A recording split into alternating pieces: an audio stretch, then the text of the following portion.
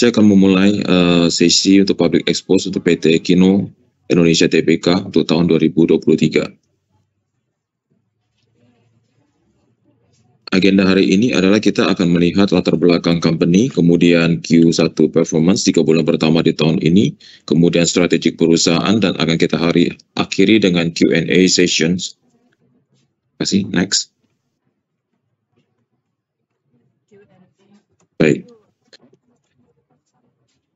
Baik, saya akan mulai dengan latar belakang PT Kino.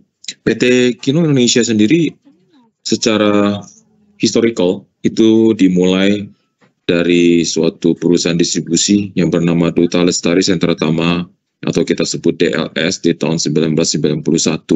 Kemudian dari industri distribusi ini, PT Kino Indonesia berkembang menjadi manufacturing companies yang diawali dengan sebagai produsen permen. Kemudian kita berkembang terus hingga hari ini kita memiliki 5 segmen bisnis utama, yaitu personal care, beverage, food, juga termasuk di dalamnya ada pet food maupun pharmaceuticals. Kita saat ini beroperasi di Indonesia untuk manufacturing berada di 5 lokasi, yaitu Cikembar, Cidahu, Cikande, Pandaan, dan juga Sayung.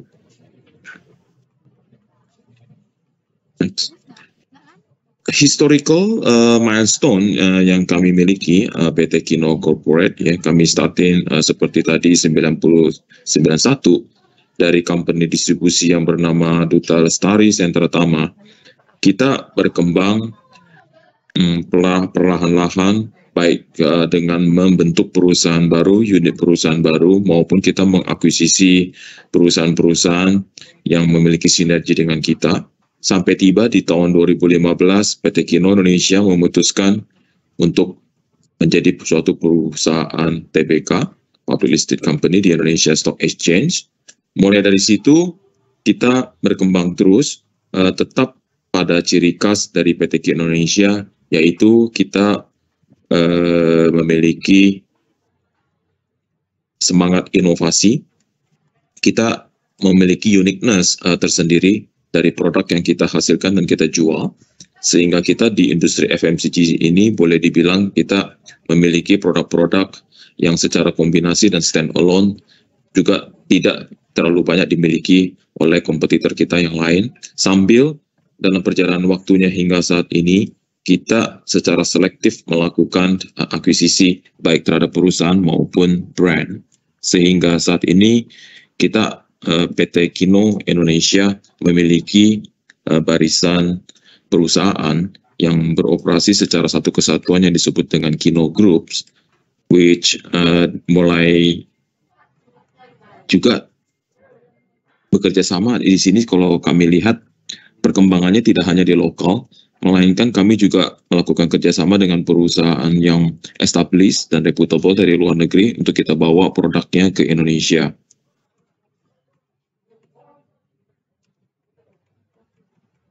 Dan next one. Ya. Berikut sebagai pelengkap dari penjelasan sebelumnya, kita bisa melihat bahwa PT Kino Indonesia sekarang membawahi tidak hanya Duta Lestari Sentra Tama, melainkan kita juga melakukan establishment atas perusahaan-perusahaan yang uniknya mereka membentuk atau beroperasi sesuai dengan segmen yang kita kelompokkan. Kita memiliki Kino Food Indonesia. Kita di internasional, kita juga memiliki apa yang kita sebut Kino Internasional yang memberikan jangkauan ke hampir seluruh dunia, baik secara direct maupun kita distribute produk kita melalui trading scheme. Kita juga memiliki Ristra Klinik Indonesia, kita juga memiliki Ristra Laboratories. Kemudian dalam bentuk channel untuk kami juga mendistribute, kami punya produk, kami juga membentuk apa yang kami sebut sebagai Kino E-Com Solusindo. Kerjasama dengan luar negeri dengan posisi joint venture, kita memiliki 2 di sini, Kino Mali Trading dan juga Kino Care Consumer yang ada di Cambodia. Kemudian kita existence PT Kino di beberapa negara Asia, termasuk juga di sini mencakup China, Jepang, dan India. Kita memiliki establishment direct. Di sini kita fungsi mereka adalah sebagai representatif dari Kino Indonesia dan mendistribusikan produk kita langsung di negara yang bersangkutan.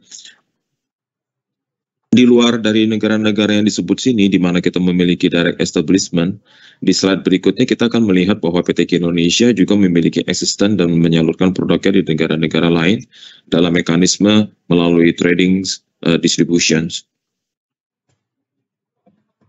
Okay. Iya, nanti bisa kembali lagi. Oke. Per 8 Juni 2023, berdasarkan RUPS terakhir, posisi dari Dewan Komisaris kita ada Pak Rohmat Sunanto sebagai Komisaris Independen, kemudian Pak Haris Sanusi sebagai Presiden Komisaris dan juga founder of Kino Group, kemudian kita ada Pak Wibowo sebagai Komisaris, sehingga dari Dewan Komisaris kita memiliki 3 member. Kemudian Dewan Direksi efektif dengan tanggal yang sama, yaitu 8 Juni 2023, berdasarkan RUPS terakhir. Presiden Direktur dari PT Kino Indonesia adalah Pak Siddhartha Utama, dengan jajaran direksi yaitu Pak Anggara Linanda sebagai Direktur, Pak Budi Susanto sebagai Direktur, Pak Kurdi Gunawan sebagai Direktur, saya sendiri Hartanto Kusmanto sebagai Direktur, juga ada Bu Febiana Dewianti sebagai Direktur, kemudian Bapak Nurindra Prawaryanto juga sebagai Direktur.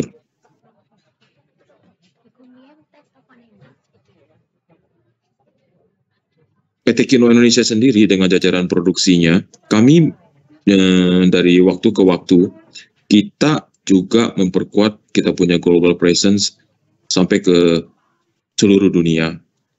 Di luar dari establishment direct yang telah kami tunjukkan di chart sebelumnya, di mana kami memiliki ownership dan establishment secara langsung, global presence kami, kalau kami listed di sini, kami juga hadir di 38 negara.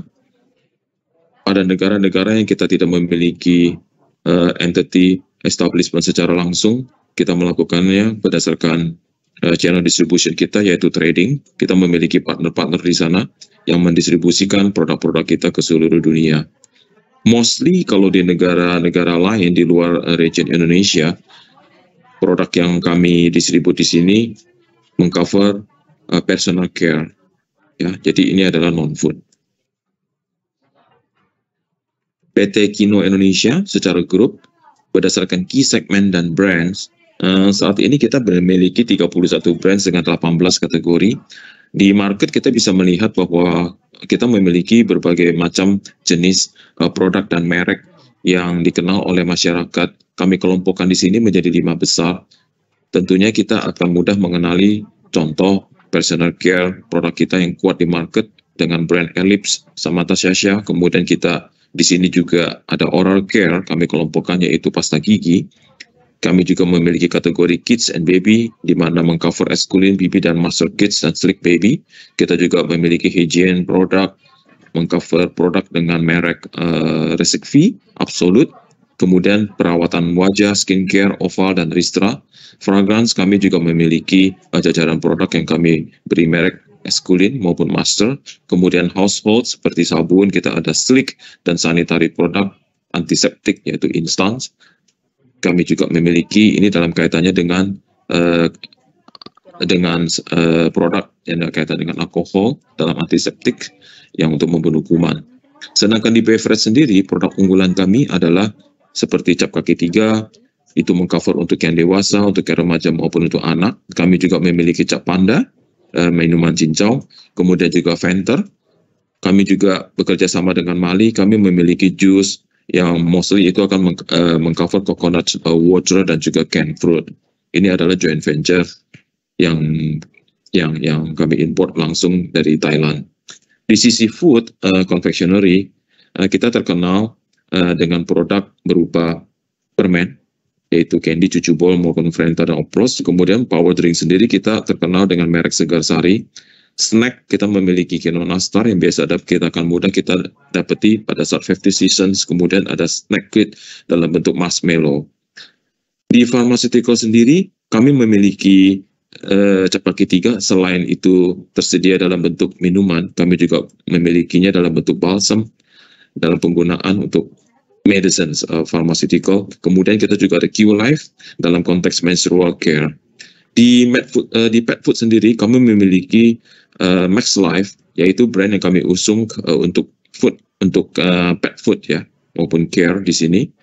Sehingga di sini summary kami dari 31 brands bisa kami pisah menjadi garis besarnya adalah 5 segmen bisnis, yaitu 18 kategori, merupakan bagian dari 18 kategori ini merupakan subsegmen yang kita miliki. Di tahun 2022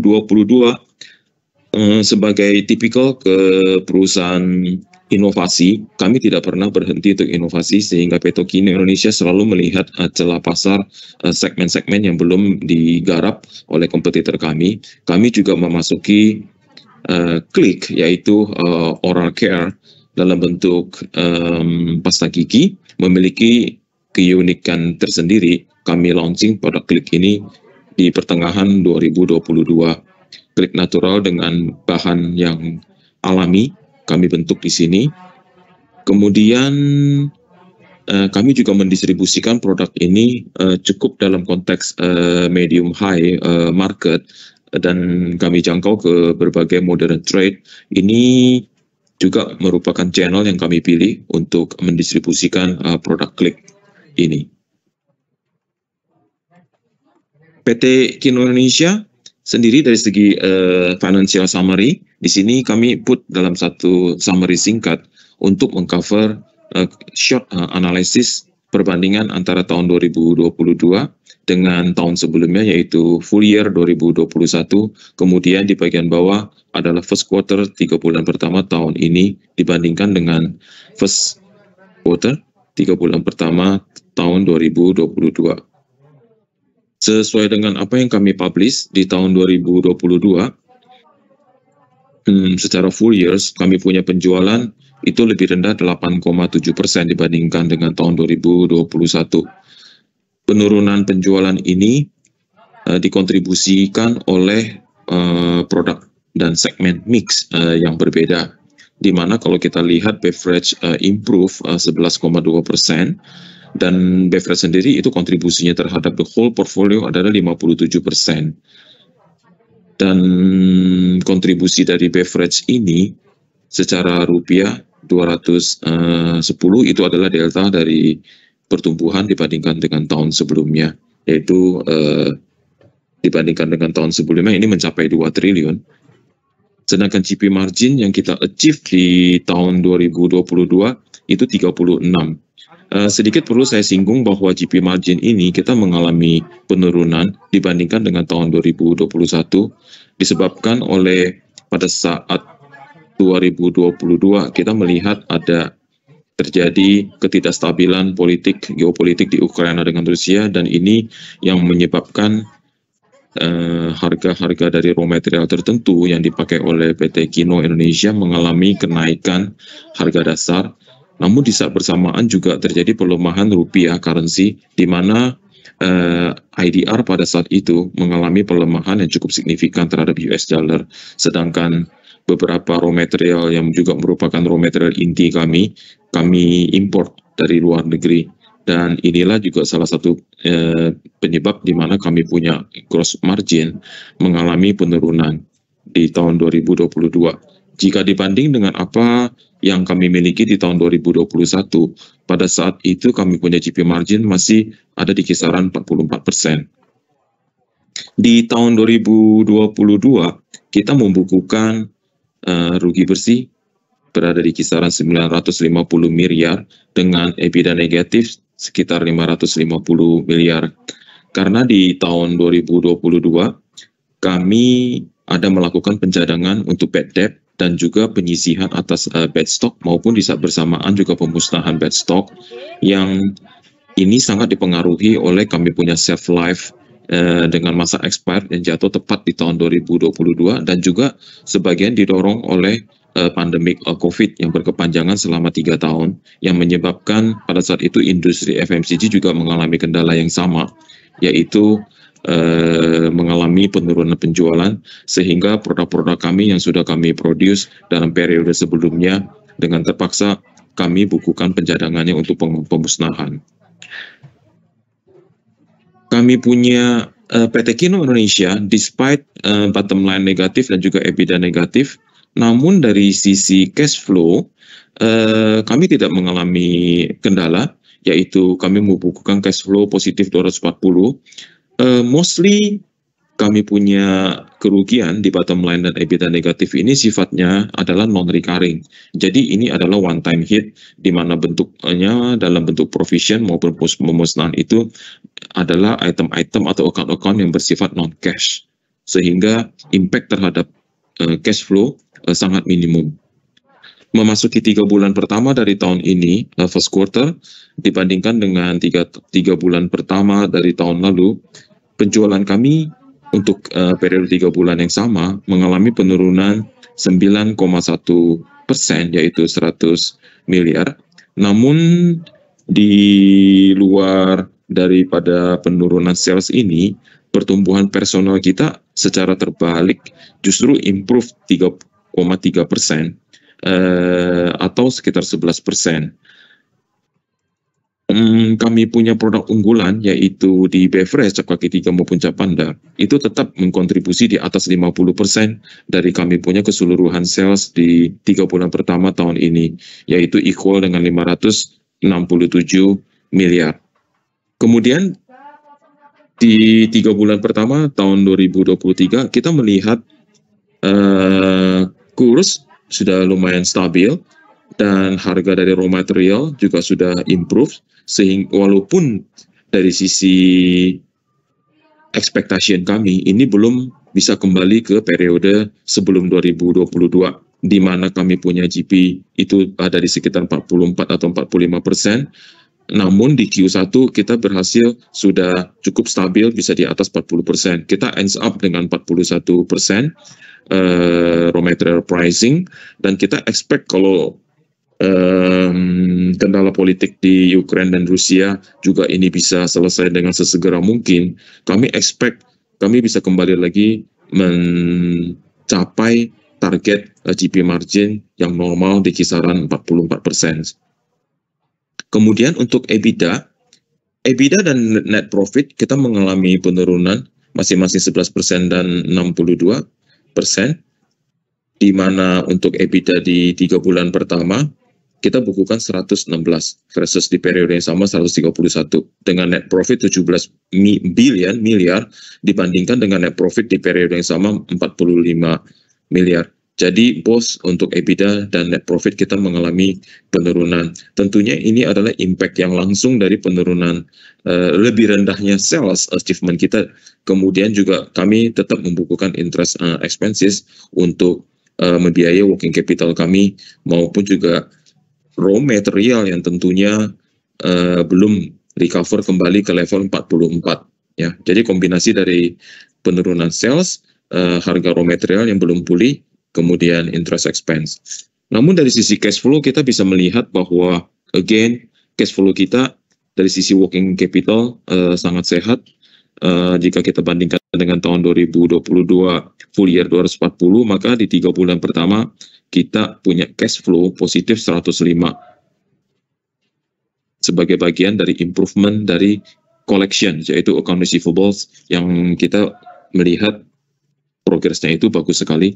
Jika dibanding dengan exit tahun 2022, maka collection kita sangat strong, sehingga kita bisa ends up di akhir quarter 1 dengan collection yang cukup agresif. Di slide berikut dalam bentuk gambar, ini mencerminkan deskripsi yang tadi kami bawakan, namun dalam bentuk graf, yaitu YTD. Kita bisa lihat yang paling kiri net revenue dan gross margin, yang warnanya orange, YTD Maret, kemudian kita menjadi Maret 2023 dengan pertumbuhan negatif 9,1, kemudian 40,3, gross margin kita bisa cukup stabil di 41. Sedangkan EBITDA dan EBITDA margin seperti yang kami sampaikan tadi, EBITDA di tahun lalu kita mencapai negatif 550, pengaruh dari pencadangan bad debt maupun pemusnahan bad stock dan pencadangan bad stock yang expired di tahun lampau. Secara percentage dari rasio terhadap sales cukup konsisten, yaitu 11,5, kemudian 3 bulan pertama tahun ini menjadi 11,2.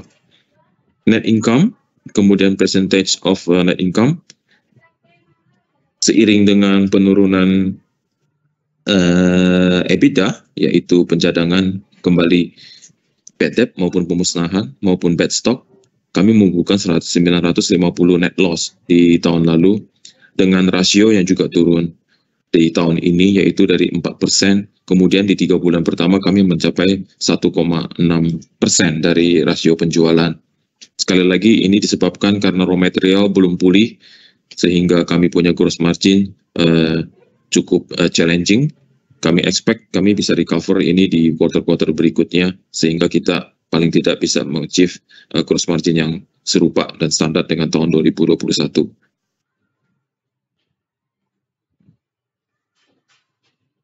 Challenge yaitu tantangan yang dimiliki oleh PT Kino. PT Kino ini memiliki uniqueness dari jajaran produk kami, yaitu kita mengkombinasikan food, beverage, dan pharmaceutical, dan kemudian kami juga memiliki produk yang masuk ke kategori sanitari seperti antiseptik maupun sabun. Sehingga di post-pandemic ini, COVID, kita punya tantangan terutama terhadap produk-produk yang terkait dengan sanitasi, di mana kita ketahui bahwa dengan berakhirnya COVID, maka tantangan kami dalam menjual produk-produk sanitasi seperti sabun dan alkohol, antiseptik, itu juga mengalami tekanan yang cukup kuat. Namun di saat yang bersamaan dengan berakhirnya COVID, maka produk lain seperti personal care maupun food and beverage di saat yang bersamaan juga naik down. Karena behavior dari masyarakat dengan selesainya COVID-19 ini menjadi lebih berani keluar rumah, berbelanja secara langsung di modern trade maupun kita punya retail market, sehingga di saat bersamaan kami memiliki ekspektasi juga bahwa di segmen lain bisnis kami ini akan recover. Kemudian challenge lain adalah kami produknya cukup specialty. Kami expect tentunya gejolak politik di Ukraina dengan perang Rusia ini bisa berakhir secepat mungkin, karena dengan demikian kami bisa juga melihat raw material itu kembali ke harga normal seperti di tahun 2021, dan ini akan merecover kami punya gross margin menjadi lebih sehat.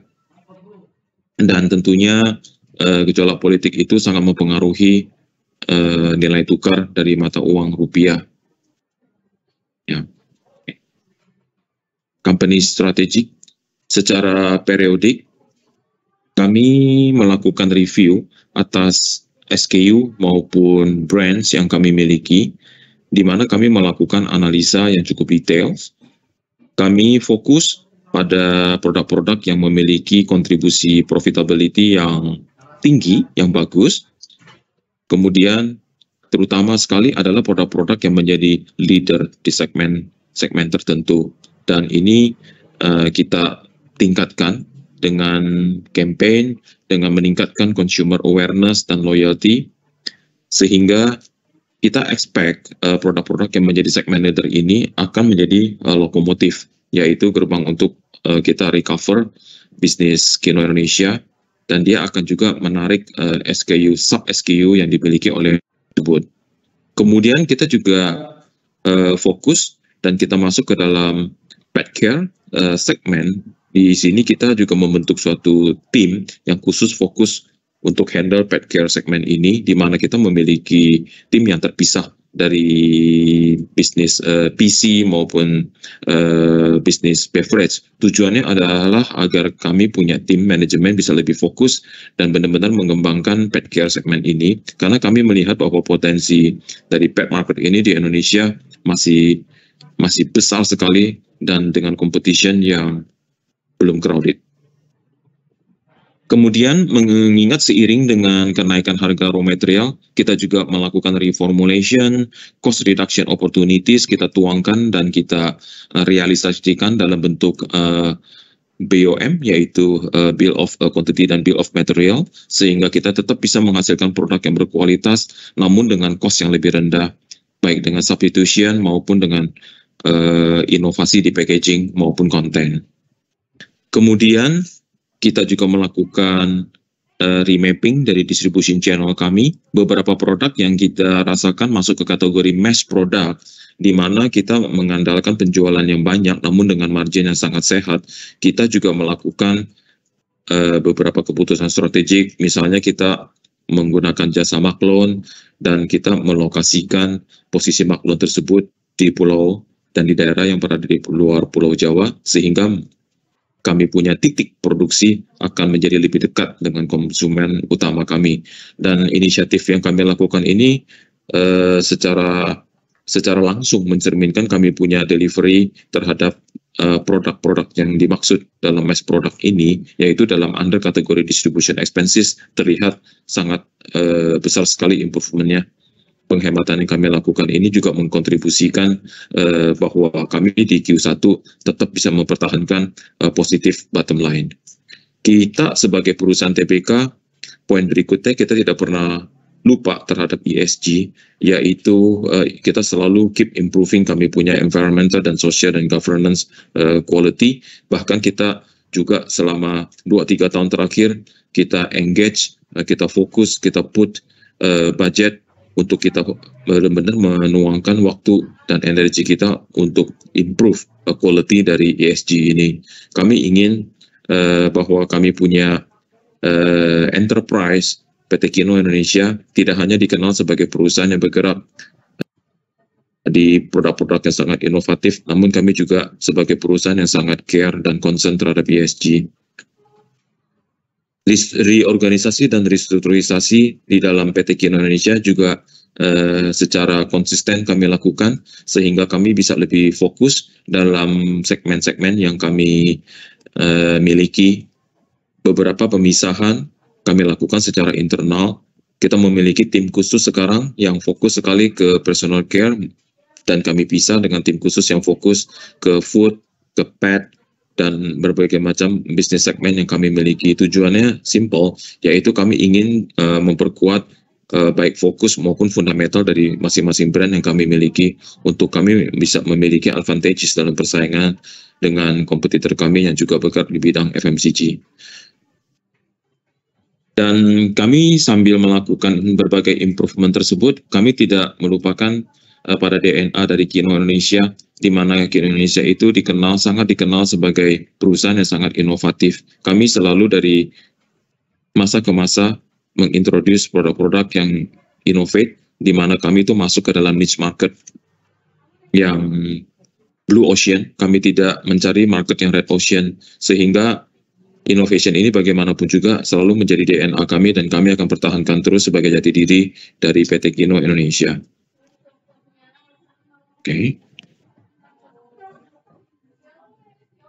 Oke, terima kasih Pak Hartanto atas presentasinya.